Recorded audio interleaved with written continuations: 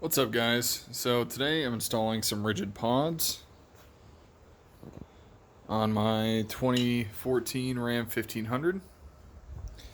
Got the center console already removed, super easy. On mine I do not have the center console, I have the bench seat up front. So you just gotta take these two bolts out, they're little Torx 20s, remove this little metal piece, or rubber bracket.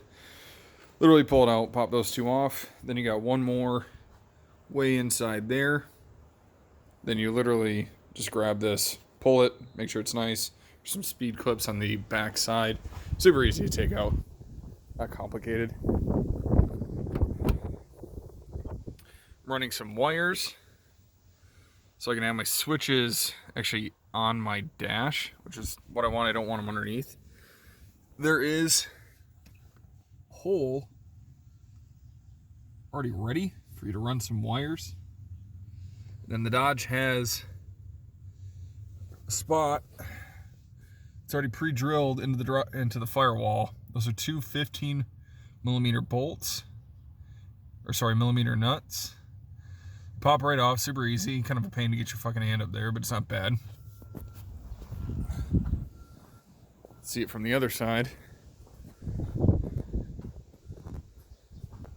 It's behind your battery. It's the black plastic piece. It's on the left. So remove those nuts, and then it goes out into your engine bay.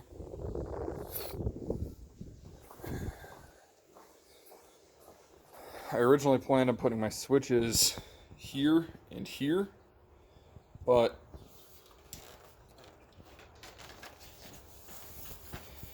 there's a bunch of stuff back here that you can't remove. Now, this is probably some accessory that Dodge has that my truck did not. I have a Bighorn edition, but I don't have all like the fancy packages and stuff in it. So there's a bunch of plastic, like one of these clips, one of these guys was in there. There's just nothing to it. So I dribbled all that crap out of there, got it out, put some holes in it, stuck my rocker switches in there so that they can sit on my dash. So I can just kind of hit them when I'm driving if I want to. But I don't know, I think that looks way cleaner than putting them up underneath the steering wheel or something like that. So this portion already got done, already drilled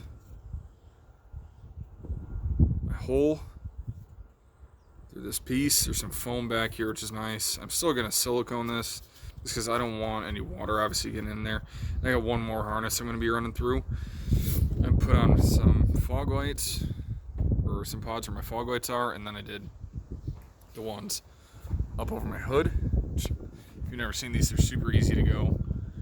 You literally just bolt those, put that in there, put it on. If you have an extra set of hands, it's nice because it'll keep your hood from moving around, so you don't gotta move it around fucking 15 times like I did. Just a heads up. It's hard to see. If you want to run two in here, the bracket that I got off of Amazon pushes these pods way back. This is actually further out than what it was. And the top one sits way up there. It looks like shit. So I'm going down to one. I have another bracket that I'm going to move this forward and have my light actually come out to about here. But this hole isn't big enough to stick both of them out of here. They hit these corners. So if you want them a little bit further than that, so it's flush with that side of the bumper, you're only going to be able to run one.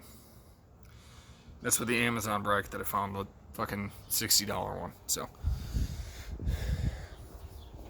once you have that set up, just have to mount your relay, hook all your harnesses and stuff in, tuck everything up out of the way. It's not that bad, especially because you have this pre-drilled firewall hole. It's really easy. So, right on, guys.